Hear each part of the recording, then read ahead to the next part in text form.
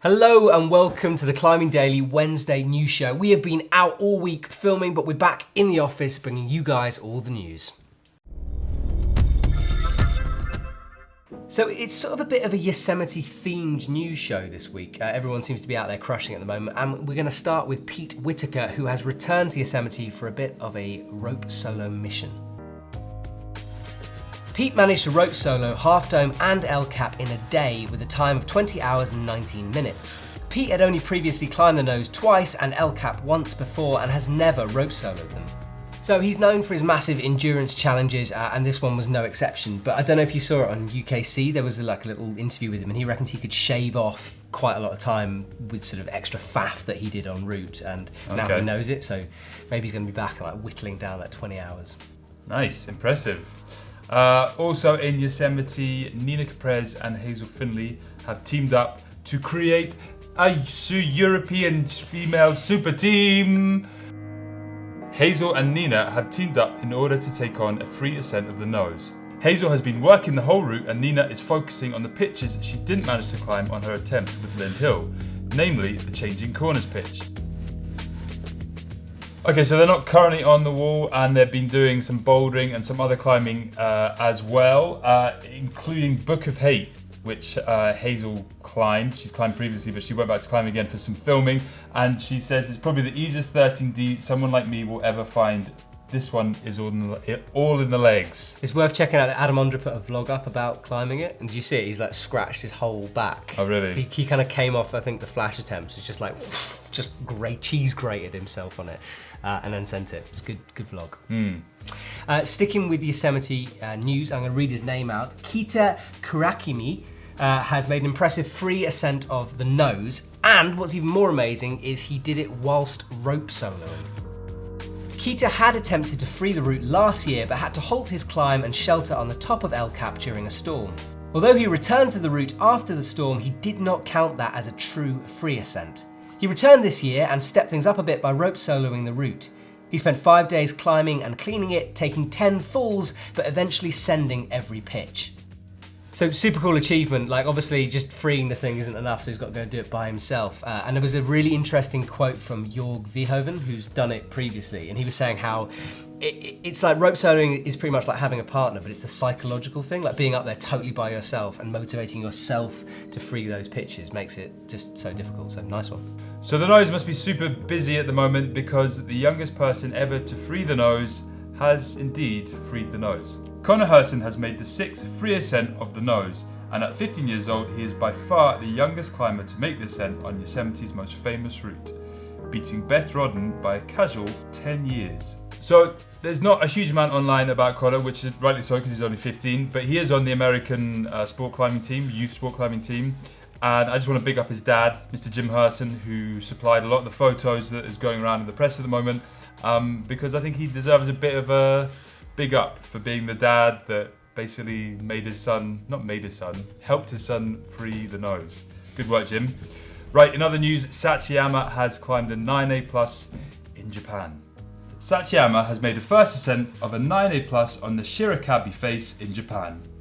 The route is about 30 meters with 16 bolts, and on his Instagram, Sachi wrote, "It is delicate but dynamic at the same time. Crux move is from 2 micro crimp to undercling.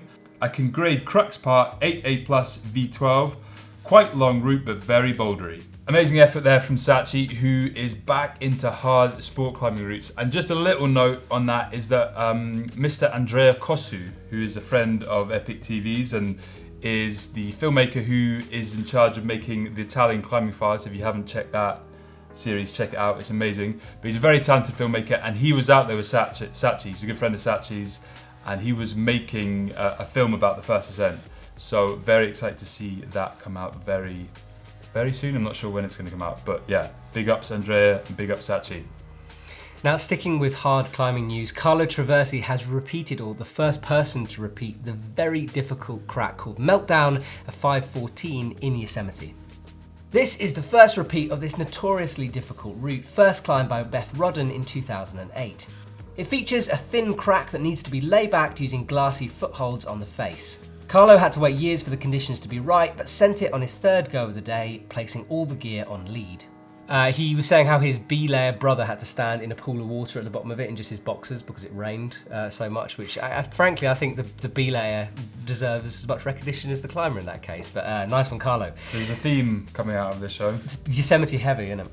No, it's the people behind the scenes. Oh, right. And Beth Rodden. Go Beth Rodden. 9B counter.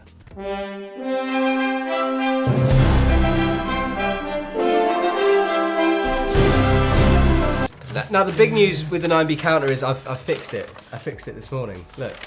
Now I fixed that bit. But it's slightly, that bit is still. That's still you flappy. Did this? Well, no, I did that. Yeah, and you see how I've slightly messed it up, so it just doesn't quite flow. No. Lots of 9A pluses, but no 9Bs. What's the grade of that Carlo Traversi crack climb? It's like 8C plus, 8C. Is that the hardest crack climb in the world?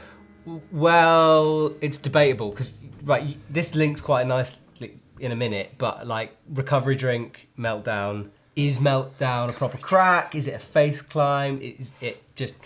Well, in a second.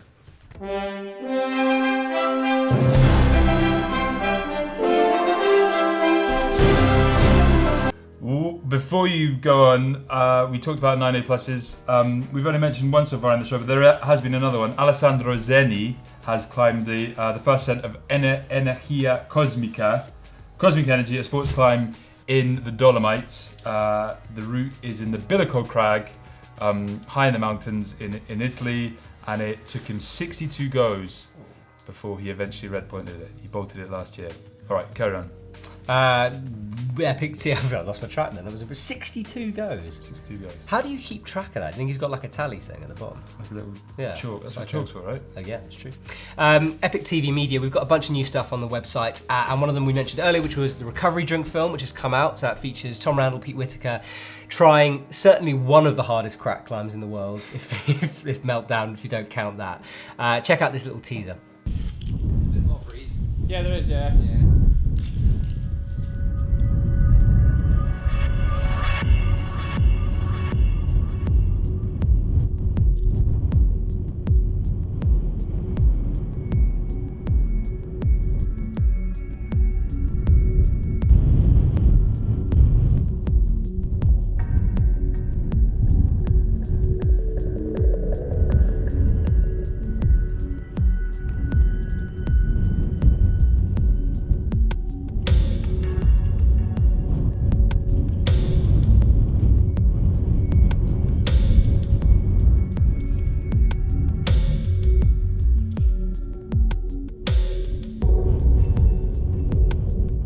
Yep, so that video on the Epic TV website, so do go and check that out. And of course, YouTube, all the stuff's on there as well.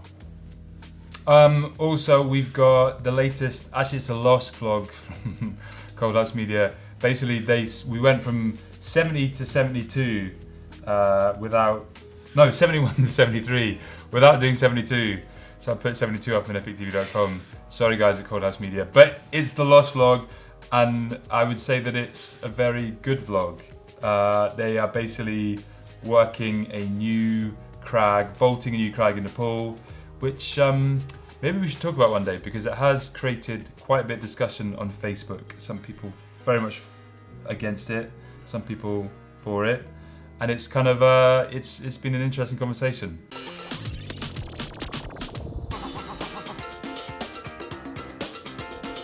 My fingers are so numb. Trying to set my route. Figuring out the moves. There could be options, but I don't know which one is a good one. So, I'm looking.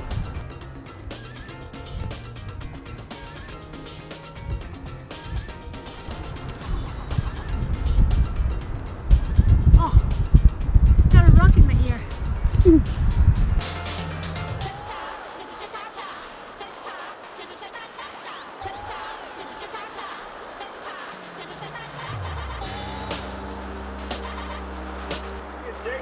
Nice!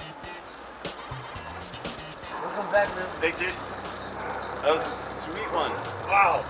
Okay, so there you go, there's a clip of it. We just discussed and we thought maybe it'd be a good idea to get you guys' opinions.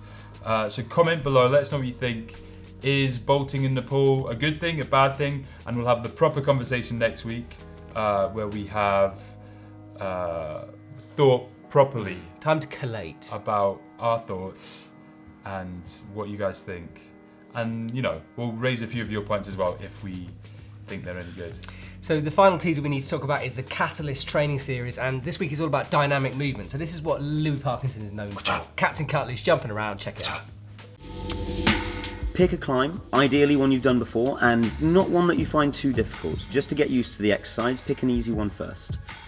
It's a really simple exercise because all you have to do is try and clap your hands every time you want to reach to a new handhold. As a way of practicing a higher amount of coordination, every time you clap, only go to one new handhold. The other hand has to go back to where it was before. Start off by practicing this on a nice juggy slab. You'll find it very nice and easy, but it's a nice way to practice the move. Once you get used to it, start trying it on slightly trickier climbs, maybe with less uniformly spaced holds, and then start trying it on either vertical or slightly overhanging walls. Then it starts getting tricky.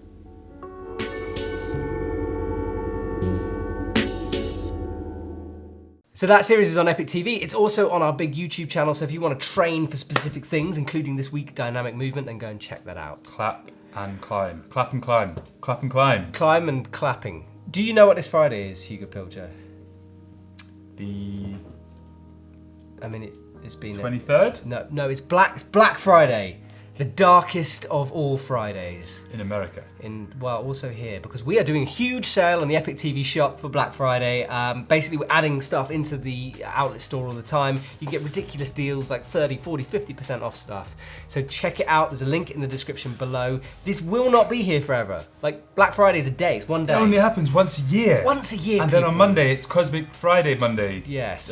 Electronic Monday. What's that Monday called? I can't remember. Online Monday. No, electronic. Cyber Monday. Cyber Monday. Do you know what they all came from? No. It's when people decided that computers weren't very good when they first came out, and they decided that they wanted to sell them all really cheap, and so they called it Cyber Monday. And Is that true? No. I was quite into that fact. Yeah. It's good. Back in the day when Steve Jobs didn't have a job, he invented a holiday, called it Black Friday, because he was so angry at the world. I thought it was Cyber Monday. And then the Monday after, he was like really happy again because he could go back to work and work on his computers. All these facts may or may not be verified. They're probably untrue, but you can check it if you want to on Wikipedia. Yeah. This week we're filming again. We've been in Blockhelden Gym. All that stuff is coming out next week. And this week, as of tomorrow, yeah, that works. Tomorrow, we're in London. Yeah, I was going to say, if you want to follow along to my vlog. It's on YouTube, and I'm working incredibly hard to produce 30 videos in the month of November. So that hard work shouldn't go unrewarded, I'd say. So subscribe, like. Help me keep the motivation for the last 10 days and watch the videos, because I think they're incredibly good. They're good. They're really good. Arguably better than Climbing Daily. Ooh. In another way. That bombshell. Thank you for watching. Thanks for watching. Bye.